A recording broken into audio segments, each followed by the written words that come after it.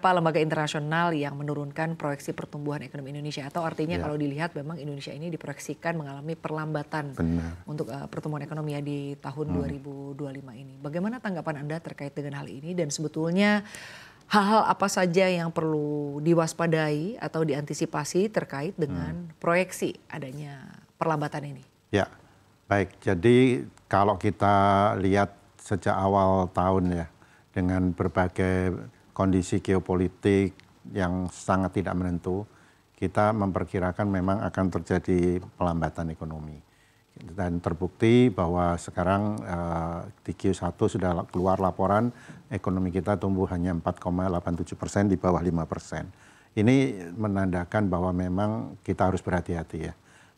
Meskipun Indonesia masih tumbuh positif lebih besar dibanding beberapa negara lain, tapi ini sudah menunjukkan sudah makin jauh dari harapan kita. Presiden menetapkan 8% untuk target 2029. Ini semakin berat bagi kita ya. Baik, artinya efek dari penerapan tarif ya atau perang dagang antara Amerika Serikat dan China begitu. Ini cukup memberikan pengaruh yang sangat-sangat signifikan Pak terhadap kondisi perekonomian di tanah air, atau mungkin Anda memiliki pandangan lain. Sebetulnya ada banyak faktor nih yang menyebabkan perlambatan ekonomi. Jadi memang akan berpengaruh, sudah pasti akan berpengaruh. Oleh sebab itu ya kita bersama dengan pemerintah kan melakukan negosiasi. Kita masih ada waktu ya, ini tinggal beberapa hari lagi yang harus menunggu keputusan dari Amerika. Tapi yang jelas meskipun misalnya Indonesia tetap berhasil mendapatkan nilai biaya masuk ekspor ke Amerika privilege dengan 10% saja misalnya. Tapi kalau Amerika dengan China tidak sepakat dengan tarif tinggi, tentunya ini akan berpengaruh secara global terhadap supply chain. Antara lain misalnya terjadi ketidakseimbangan ketersediaan kontainer seperti itu. Ini akan berpengaruh terhadap semua negara. Kemudian membanjirnya produk-produk China ke beberapa negara termasuk Indonesia. Ini juga harus diwaspadai. Nah, Amerika juga sudah wanti-wanti untuk tidak melakukan transshipment dari China melalui Indonesia ke China, ke Amerika dan lain sebagainya. Ini juga menjadi salah satu yang harus diantisipasi oleh Indonesia. Nah, oleh sebab itu kita harus waspada. Pengaruh lain adalah nilai tukar. Nilai tukar ini juga sudah menunjukkan yang gonjang-ganjing nilai tukar ini sangat tidak kondusif bagi industri, di mana industri sebenarnya ingin nilai tukar itu stabil. Ya, ini yang harus kita waspadai. Baik, tapi kalau dilihat ya Pak, menelisik ke belakang, sebetulnya Anda melihat seperti apa sih hubungan dagang ya antara Indonesia dan juga Amerika Serikat ya? Jika ternyata nanti tarif yang diterapkan ini tinggi bagi Indonesia, sebetulnya dampaknya juga akan seperti apa ya? Benar. Sejauh ini permintaannya seperti apa, dan apakah opsi untuk diversifikasi pasar ini juga bisa melindungi iklim usaha begitu ya, atau industri di tanah air? Ya.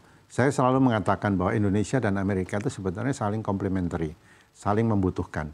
Indonesia banyak sekali membutuhkan dari Amerika, mulai dari produk-produk pangan dan pertanian ya, misalnya gandum, susu, kedelai, jagung, dan lain sebagainya. Juga kita butuh kapas dari Amerika, kita banyak butuh gas, LNG semua dari Amerika. Sebaliknya Amerika juga butuh dari kita, mulai dari palm oil, kopi, coklat, kakao ya, kemudian seafood, dan banyak lagi produk-produk yang mereka butuhkan. Sehingga seharusnya tidak saling bersaing. Meskipun kita balance rate kita memang positif ya, sekitar 17-18 miliar US dollar. Nah ini maka dari itu pemerintah kan bernegosiasi untuk membalance supaya perdagangan ini seimbang, dan sebetulnya tidak terlalu sulit untuk mencapai itu ya, karena pemerintah Indonesia sudah menawarkan kompensasi untuk meningkatkan import dari Amerika untuk beberapa komoditi, dan tentunya ini kita berharap Amerika bisa menerima proposal dari Indonesia ini, dan ini juga menjadi sinyal positif. Mudah-mudahan pemerintah Amerika, Trump segera memutuskan agar ada kepastian Baik, jadi artinya kalau kita bicara mengenai posisi tawar, Indonesia ini bukan negara yang bersaing begitu ya dengan Benar, Amerika Serikat, benar, kita benar. adalah negara yang saling membutuhkan. Ya. Di tengah waktu negosiasi yang boleh dikatakan cukup alot begitu ya Pak, Benar. apakah Anda melihat bahwa ada tanda-tanda yang mungkin ke depannya ini juga perlu diantisipasi terkait dengan seperti apa industri di tanah air, dan juga kita lihat PHK ini nampaknya memang belum bisa dihentikan begitu ya. Dan ini juga tentunya sebagai dampak. Apakah Anda melihat jika ternyata ini berujung alot begitu ya Pak ya, atau tidak sesuai dengan harapan bicara mengenai angka tarif ini gitu. Apakah Anda melihat juga PHK akan semakin banyak terjadi di tanah air? Benar, jadi kita ada dua hal yang harus kita lakukan. Pertama, keluar ya. Keluar kita harus mencari market-market alternatif ya.